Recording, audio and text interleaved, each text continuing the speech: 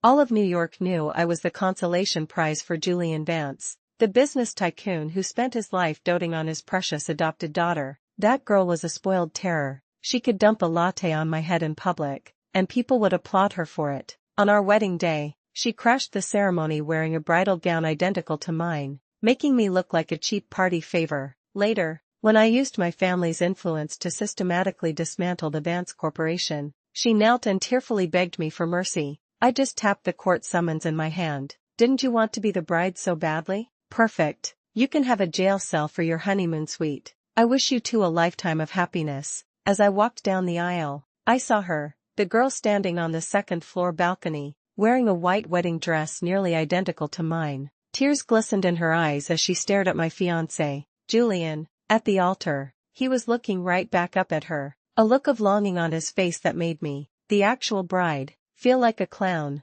My father, whose arm I was holding, tensed, his fist clenching, but I squeezed his hand to calm him down. The whispers from the guests were impossible to ignore. Who is that girl, wearing a wedding dress to someone else's wedding? Does she have no class? A woman sitting nearby pulled her friend closer. That's Clara Vance, she whispered, the girl Julian raised for 18 years. They're incredibly close. Everyone knows what she's after. But old Mrs. Vance couldn't stand her and forced Julian to marry Isabella Rossi instead. Finally, under his mother's piercing glare, Julian reluctantly tore his eyes away from Clara. Up on the balcony, someone grabbed the girl, forced her out of the wedding dress, and changed her into a simple cocktail dress before bringing her downstairs to stand near Julian. I smiled, gracefully approaching the altar on my father's arm. My poised demeanor was exactly what Eleanor Vance wanted in a daughter-in-law from a prominent family. Then, right in front of Clara, I let Julian place the ring on my finger. We exchanged vows under the officiant's guidance, and I could see Clara's eyes getting redder and Julian's expression growing colder.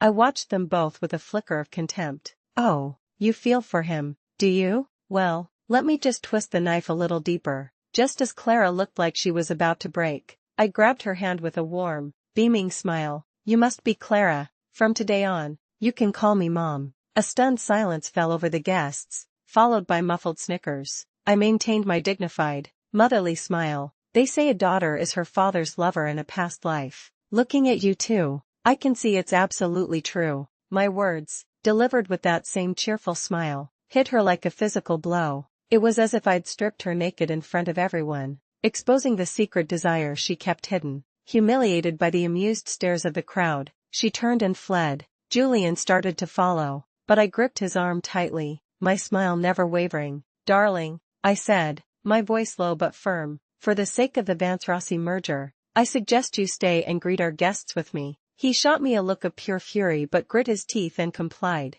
The wedding went off without a hitch, cementing the powerful alliance between the Rossi and Vance families. Afterward, Julian was immediately consumed by the details of our family's overseas collaboration, leaving me to handle the delicate balance between his new wife and his precious girl on my own. So when my car pulled up to Julian's private villa, I wasn't surprised to see my luggage tossed unceremoniously on the front lawn. Clara stood at the door, her arms crossed, looking down at me like she was the lady of the manor, the housekeeper my family had sent with me, a woman who had seen me raised with every luxury, looked ready to fight. I held her back. I got out of the car, calmly walked over, and picked up the emerald necklace lying at Clara's feet. Straightening up, I looked at her with a smirk. Do you have any idea how much this necklace is worth? She scoffed. I wouldn't be caught dead in that trash. My vanity is filled with jewelry, all gifts from my uncle. Want me to toss you a few? The moment she finished speaking, I gave my housekeeper a look. She understood immediately, stepped forward,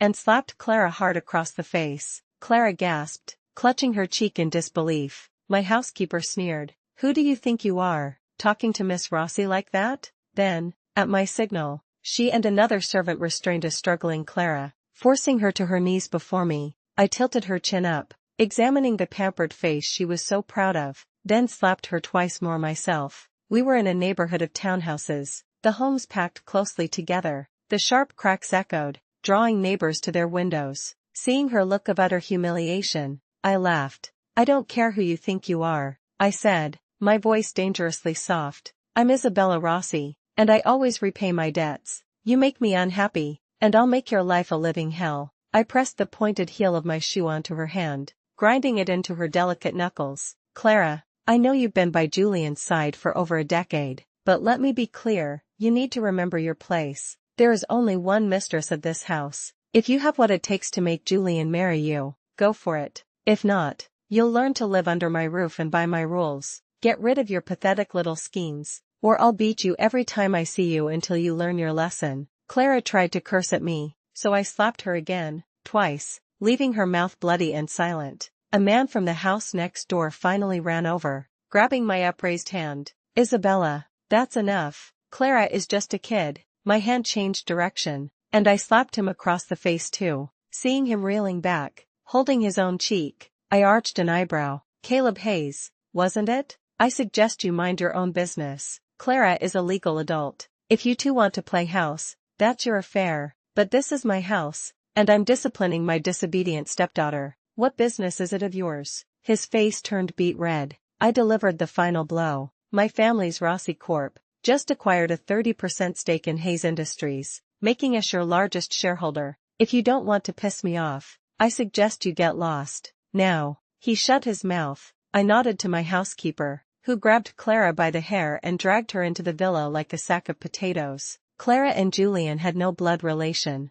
but he truly had raised her like a princess. Her bedroom was even right next to his. According to the Vance family staff, it was because Miss Vance has nightmares, and it's easier for Mr. Vance to comfort her if he's close by. I let out a cold laugh. The household staff, realizing I wasn't someone to be trifled with, kept their heads down. So, I suppose that makes me the new Mrs. Vance, the third wheel in my own marriage? The house manager immediately understood my meaning and ordered the staff to move all of Clara's belongings to a guest room downstairs. I watched them carry her things away, my expression icy. I didn't care what Julian and Clara's history was, but if she dared to act out of line in front of me again, I wouldn't hesitate to put her in her place. Right now, with the Vance-Rossi merger in full swing, no one would dare touch me. As if on cue, Julian came home that night, clearly having heard his little darling had been mistreated. At the dinner table, I was the image of a perfect high society wife in a pale green cheapao,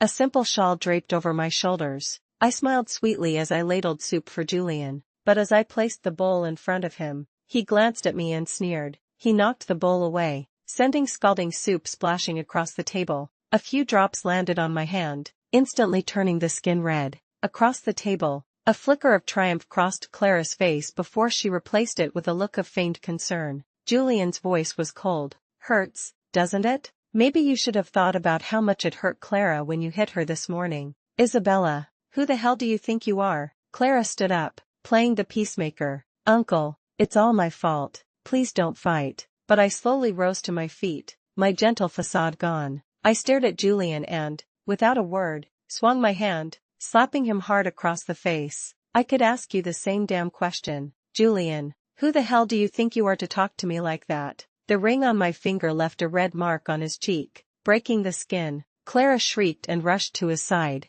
gently touching his face. Uncle, are you okay? I stared at the two of them clinging to each other, then let out a cold laugh and swept a dinner plate off the table. It shattered on the floor, and a flying shard nicked Clara's eyelid. She screamed, clutching her eye. One of my own servants stepped in, blocking Julian as he lunged toward me in a rage. Smiling, I picked up a larger piece of broken porcelain and advanced on Clara. Julian saw my intention and roared, Isabella, don't you dare, but he couldn't break free from my bodyguard's grip. I gave my housekeeper a nod. She strode forward, grabbing Clara's arms in an iron grip. Then, taking the shard from me, she made two quick, decisive cuts across Clara's other cheek. Her pretty face was ruined. Clara screamed and stumbled back. I stood calmly by the table, raised a glass of red wine, and toasted Julian's furious, distorted face. Julian, if you weren't so desperate, you wouldn't have married me. But since you begged the Rossi family for this alliance, this house is my domain now. And who is Clara to disrespect me?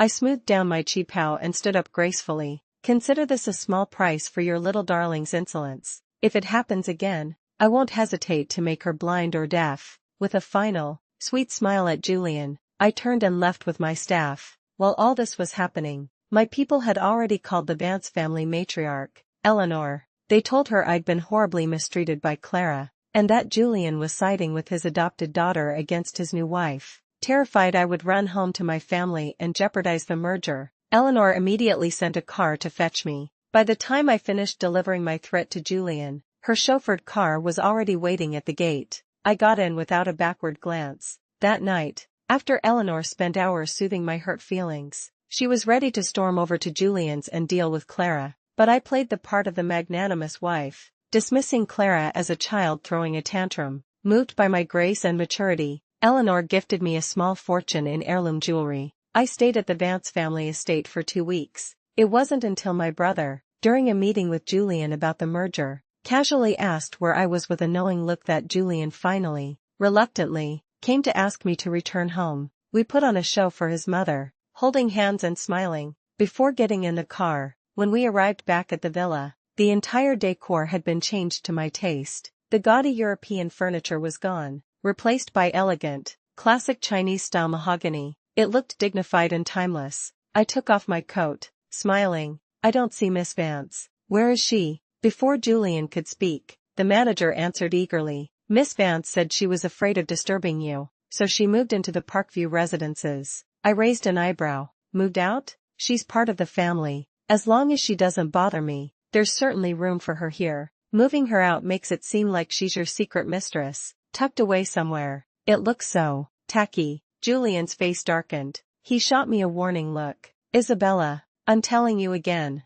my relationship with Clara is strictly that of a guardian. I chuckled. If you didn't make such suspicious moves, I might actually believe you. But the Parkview? Everyone in New York knows that's where powerful men keep their mistresses. It's hard not to draw conclusions. I covered my mouth, feigning a giggle. Poor Clara, such a pure, innocent girl. Now her reputation in the city is ruined. It'll be so hard for her to find a suitable husband. I saw the flash of shame on Julian's face. If Clara was a spoiled brat, Julian and I were seasoned sharks. We both knew exactly what he was doing. People didn't comment on it out of fear of his power, but I wasn't afraid. I had slapped the man's face. I certainly wasn't afraid to call him out on his disgusting behavior. Over the next few days, I turned the Vance villa upside down. I went through the household accounts and vetted every member of the staff. By the time Clara decided to come back, I was the undisputed master of the house, and the servants bowed to my every command. It seemed Julian had given her a talking to as well, because she was much more subdued.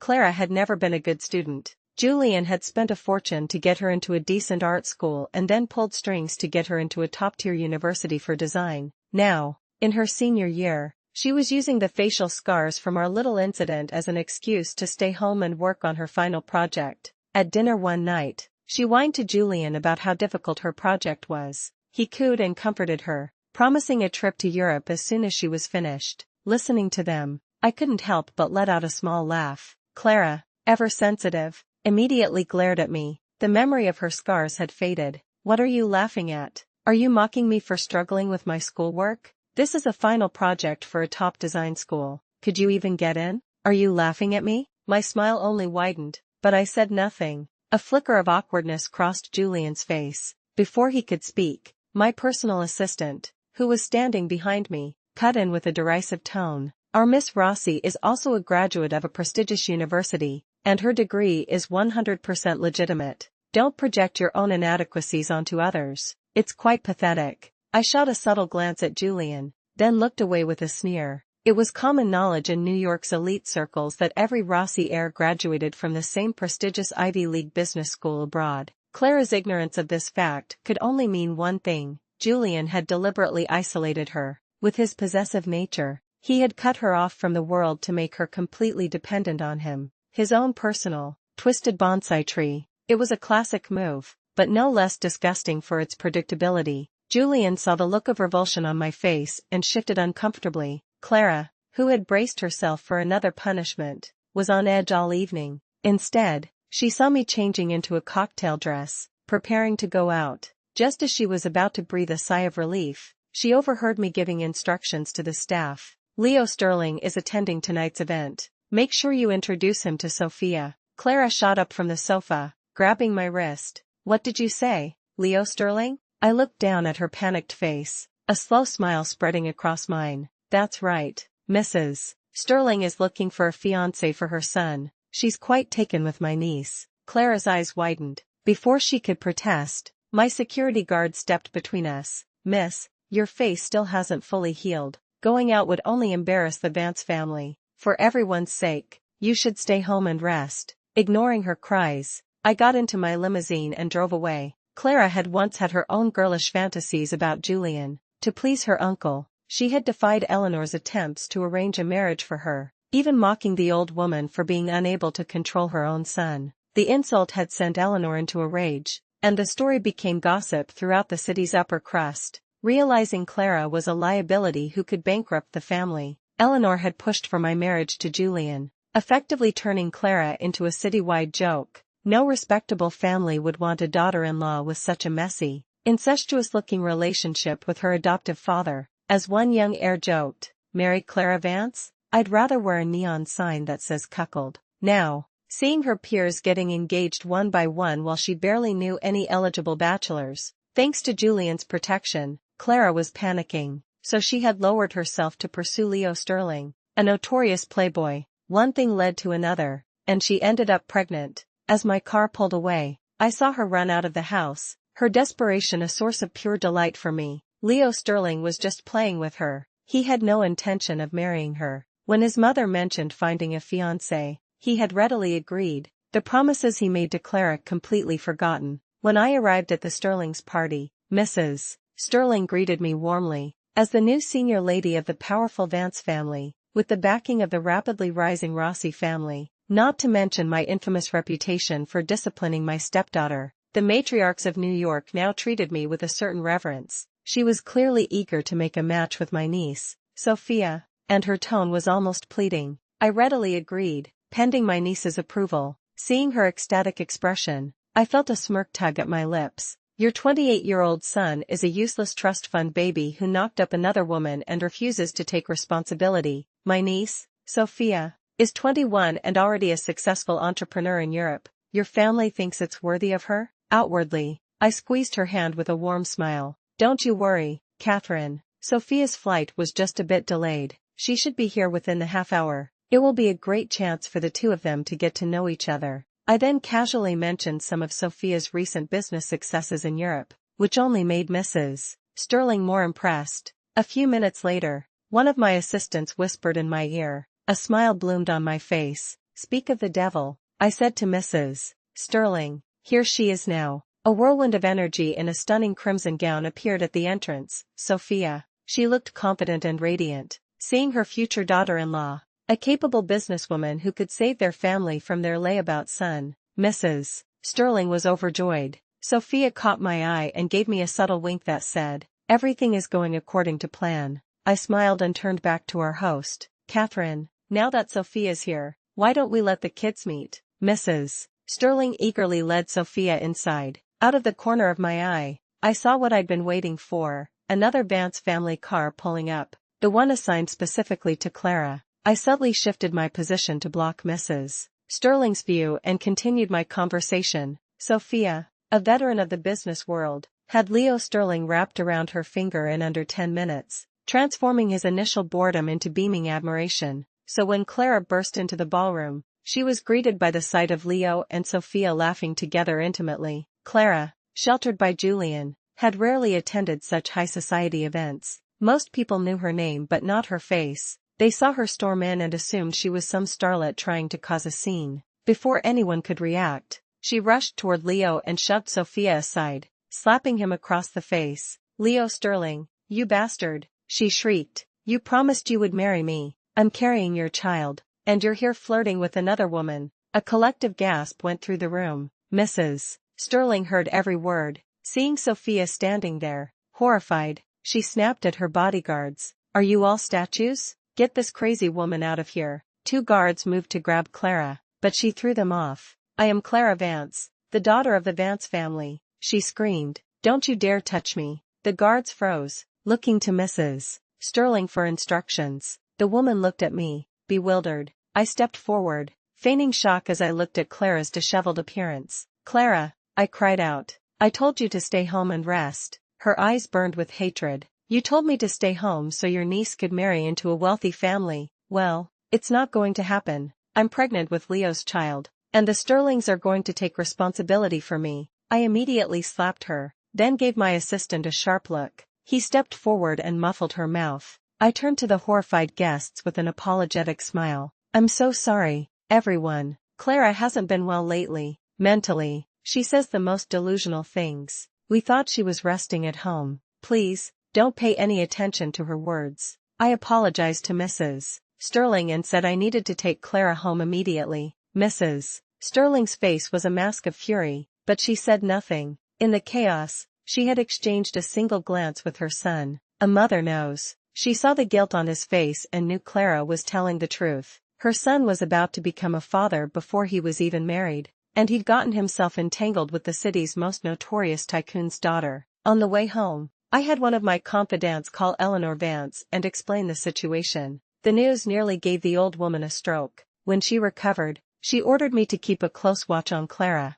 She was on her way over. Back at the villa, Clara was thrown onto the living room floor. She clutched her stomach, screaming, "You blind fools! If anything happens to me, can you bear the consequences?" The servant standing over her slapped her twice, hard. I sat on the sofa, calmly sipping my tea. You don't actually think that baby in your belly is a golden ticket, do you? Clara lifted her chin, ready to argue, but I cut her off. Mrs. Sterling just called me. She hopes she'll terminate the pregnancy. Leo is not yet married, and they will not tolerate an illegitimate child. Clara's eyes widened. Then why won't she let me marry into their family? She stammered, crawling toward me. I'm the cherished daughter of the Vance family. My status is far higher than Sophia Rossi's. The Vances are one of the most powerful families in New York. An alliance with us would be the honor of a lifetime for the Sterlings. She was about to say more, but the contemptuous smile on my face stopped her. The housekeeper behind me sneered.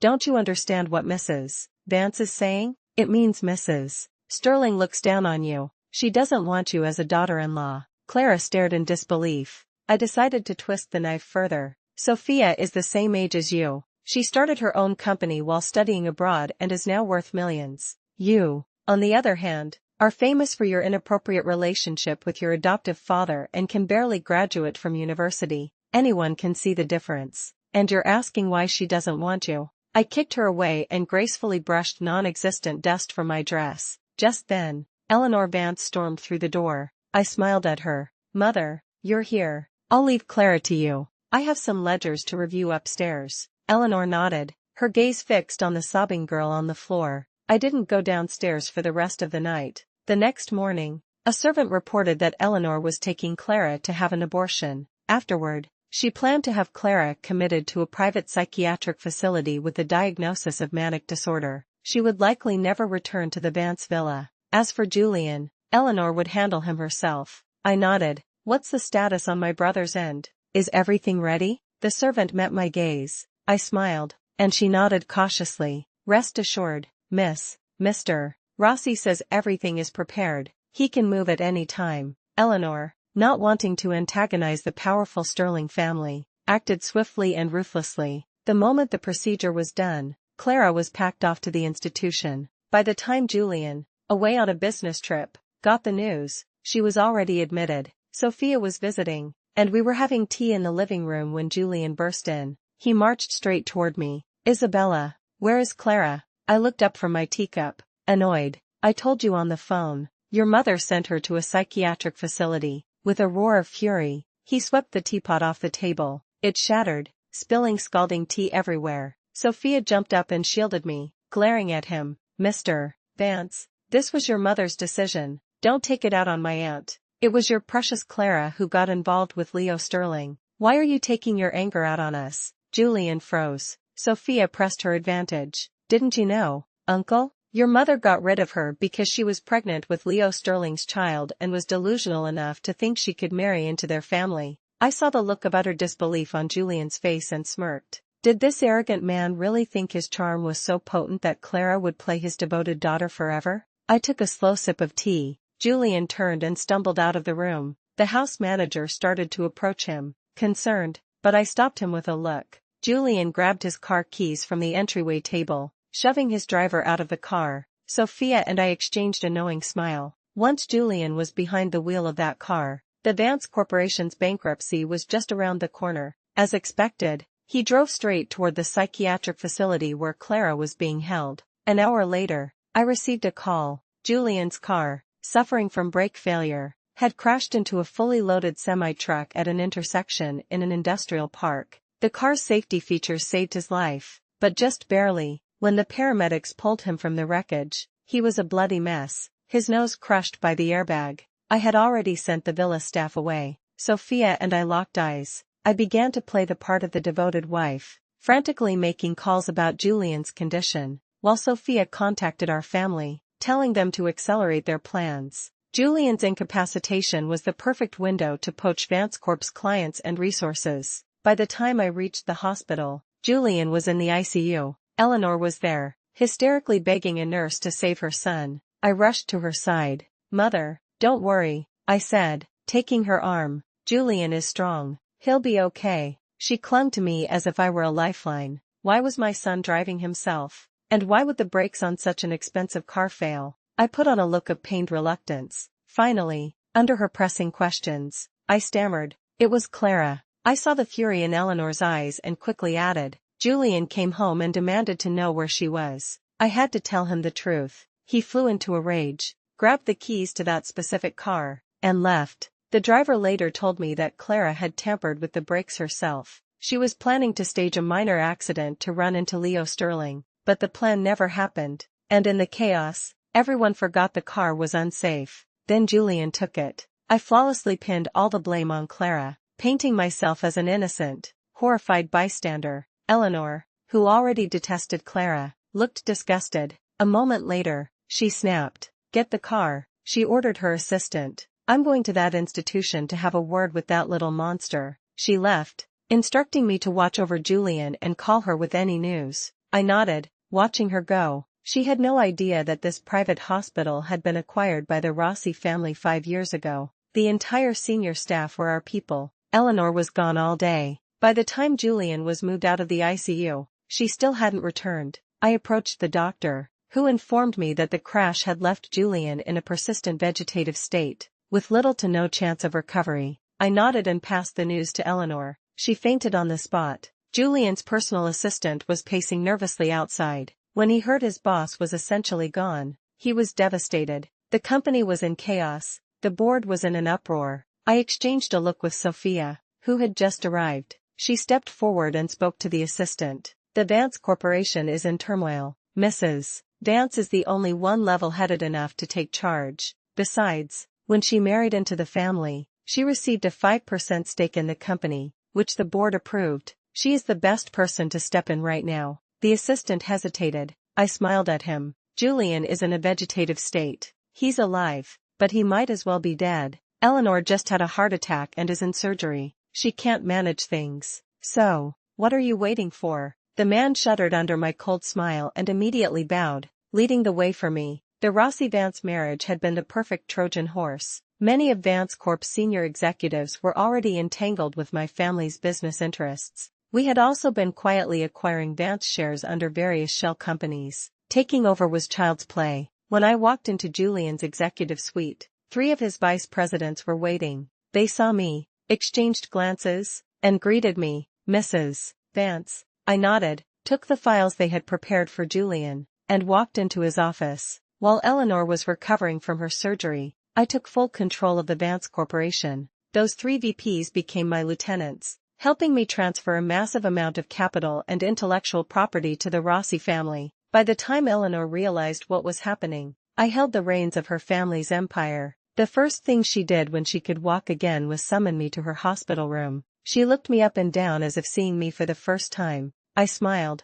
placing a fruit basket on her bedside table. "Well done," she said with a cold sneer. "A true daughter of the Rossi family. You've exceeded all my expectations." "Isabella." My smile didn't falter. "What did you expect, Mother? That I would play the doting wife in a cheaphouse, tending to you day and night? I'm afraid I can't grant you that wish." I tilted my head, my smile turning malicious. "The Rossi family and I now control 15% of the shares. After the next shareholders meeting, I will be the new chairwoman of Vance Corporation. I understand you want your nephew to take over, now that Julian is indisposed, but you don't have the authority." her face twisted with rage. I'm not a Vance? Are you a Vance? I simply smiled and turned to leave. At the door, I looked back. You should be sure to attend the meeting. I have a special gift prepared for you. I left her there, screaming in her hospital room. Eleanor desperately tried to rally support from other major shareholders, but they all turned her down. Compared to a bitter old woman whose health was failing, a young, ambitious leader like me was a much better bet. Plus, as Julian's wife, I was technically family. And so, under Eleanor's furious gaze, I was elected the new chairwoman of the Vance Corporation. 2 months later, I called a board meeting to announce the new CEO. Eleanor had been pushing a useless relative from her side of the family, but I vetoed him instantly. I leaned back in the chairman's seat and looked at her with a smirk. The new CEO is actually an old acquaintance of yours. I poached him from Rossi Corp's European division. A top university graduate. Brilliant. Already accomplished so much at such a young age. I snapped my fingers. A young man pushed the door open and entered, smiling. He looked at Eleanor. The man was the spitting image of a younger Julian Vance. Eleanor's eyes widened in horror. She knocked over a glass of water. What are you doing here? The young man tilted his head, a deep, unreadable smile on his handsome face. Have you forgotten me, Eleanor? Shouldn't a servant greet the master of the house? He paused, then feigned realization. Or perhaps you've gotten so used to squatting in someone else's nest that you've started to think of yourself as the rightful owner? I chuckled and greeted the young man, then turned my attention back to the stunned board members and the pale-faced Eleanor. Years ago, you had an affair and forced the real Mrs. Vance out of her home, but you never imagined that even after you arranged the car accident that killed her, her full-term baby would survive, did you? The evidence of you murdering the first Mrs. Vance and forging Mr. Vance's will has been turned over to the NYPD. They are on their way here now. You have about 10 minutes to get your affairs in order. As I rode the elevator down, I saw the police cars pulling up to the building. Perfect timing, I thought. After the dust settled, the true heir of the Vance family, Ethan Croft, asked to meet me at a cafe near the office. He pushed up his glasses, his smile urbane. Thank you for helping me return to my family. I shrugged. Your mother and my mother were best friends for decades.